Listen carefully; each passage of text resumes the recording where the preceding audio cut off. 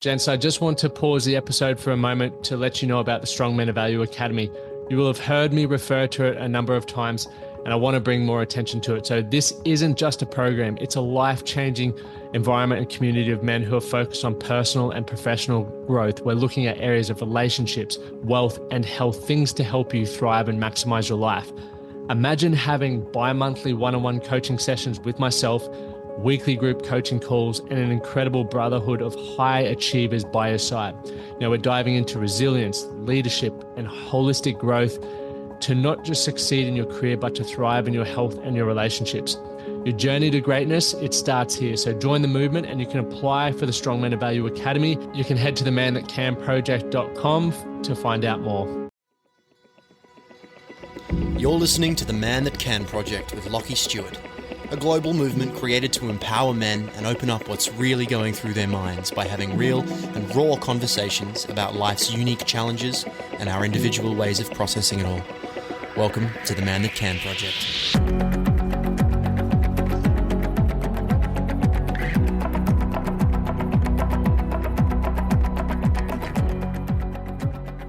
Welcome back to another episode. My name is Lachie Stuart and I'm the founder and host of the Man That Can Project and this podcast. And today I am going to share with you some old footage of one of the very first videos that I ever did when I decided to dream big, fail fast, and change my life. And every time I watch it, I am proud of how far I've come, but I can also see elements of myself in which inspire me to do the work that I do today, because there are so many men out there who I can see similar traits, low self-esteem, and just general life skills that are missing that I believe as a basic right we deserve to have. I don't think we're born with low self-esteem. We're born optimistic and excited for everything that's happening in the world, and somewhere along the way it disappears. So before I show that, some crazy things have been happening. Obviously, the Inner Circle program is undergoing and going through some great changes, and we're moving to a completely new platform off Facebook, and the gentlemen from all around the world are absolutely loving it. So make sure you check that out at themanthatcanproject.com/inner circle. But one other amazing thing that we're doing, I'm giving away one free coaching session a month. Now, within that coaching session, our aim is to identify where you're currently at. You know, a big thing I love doing is helping men identify where they're at, take ownership for it, and help you create a roadmap to move forward, right? It's one of the most overlooked thing is being honest with ourselves and not putting our head in the sand and identifying the things that are holding us back or the potential areas where we're held back. So within that call, we'll go through a whole heap of stuff, and I promise you it will be one of the most valuable calls you have. Or if you feel like life's going good and you just want to catch up and have a chin wag, I'm more than happy to do that as well. So how you do that? Every time you share a podcast episode, your name goes in the draw, or you gain an entry which will be drawn out of a hat. Well, I actually used a bowl last month because I couldn't find my hat. At the end of every month, and the winner will be drawn, and then we will tee up that call. But obviously, if you're getting value from the podcast and you're sharing it and you're tagging at Lachlan Stuart and at the Man That Can Project, you will get that entry. So I look forward to drawing a heap of names out of a hat or a bowl next month and chatting with one lucky winner. Anyway, guys, now let's flip it over to this recording. Remember, it is from 2014, so the audio is not going to be as clear as this. But I want you to listen to my tonality, the language that I use, maybe the mumbling in my voice. And I'm going to share with you, what I was thinking at that point in my life and how I perceive myself now looking back, watching that. Good old magic wand question. If time and money weren't an obstacle, what would my life look like? Well, first of all, I would not be wearing this work shirt, that's for sure. I'd be waking up at a beachfront apartment, taking my board out for a paddle, coming home, jumping on a plane to support my girlfriend all around the world with her music. To me, that's what's most important. I wouldn't allow my bank account to control my lifestyle and leave me with no choice. I'd love to have the choice, and what I'm doing now is allowing me to do that. One thing that's really occurred to me of late is really my contribution. So I want to be able to leave an impact on this world, and something that I'm really passionate about at the moment is helping people understand that you can have a purpose in life and you can be successful even if you don't go to university. I've not got no university degree, and I'm starting to make a change and live the life that I want to live, and I want to be able to influence the young people that there is choice out there. You don't have to do the 40-40 anymore. There's more to life, and everyone can contribute in whatever way you want. You've just got to find your purpose. Surround yourself with influential people and positive people, and anything's achievable. It's pretty crazy listening back to that, knowing where I was at in my life. And for those who've never really heard the story, and I don't want to have to keep repeating the story, but I wasn't happy with where I was at in my life during that video, but I had been introduced to something that I believed was a vehicle for me to change my life. And I know that every single day people get presented with opportunities like that, and we think maybe that's too good to be true. But for me, I had nothing else. And I also knew deep down that I believed I had more to give, and I just didn't want to keep acting the way I was acting and living the same life that I was living, because I don't think I would have made it if I kept putting myself through that. So I without even being, I guess, aware of it, I decided, I drew a line in the sand, and I wanted more. I wanted to change that. And when that opportunity arose, I made some big goals. I guess I started to dream bigger than I'd probably ever dreamt before. And a lot of people laughed at me, right? I don't know whether I fully believed it myself, but I also knew that the more I vocalized it and put it out there, the more I would have to, I would be challenged with how badly I really wanted it. People would, once again, rip into me, or there would be people that would eventually support me. But it took 2-3 years before people actually started jumping on the wagon and believing in me.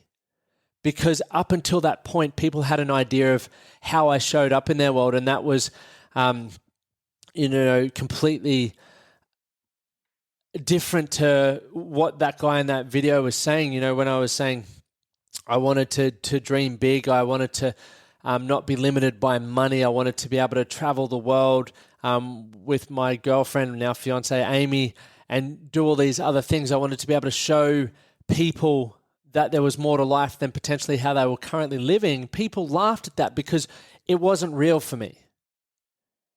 And how I had been thinking, acting, and behaving up until that point would never have, that kind of guy would never have created that lifestyle. And there are so many men out there who reach out every time I reshare that video, and they go, I resonate with that so much. That's where I'm at, or I've been there. And it's not uncommon, I don't believe, because I speak to so many people every week. I can't even quantify it, who can relate to that, or who I can see through the bullshit persona or the tough guy image that they're putting on, who are dealing with the same thoughts, right? The same limiting beliefs, right? You can even hear how I am speaking. There's a tremble and a mumble in my voice.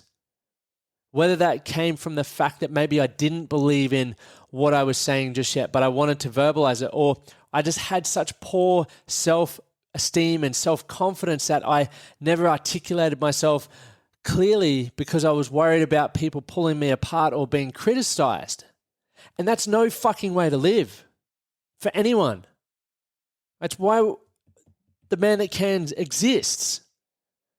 Because there are so many incredible men out there who have so much to give to themselves, right? So much to give to maybe their families, to be role models for their children or for other people, or even just to step up in their workplace, right? To create the life that they want. But they've been held back for so many years. So they have been held back for so many years that now they want to change that.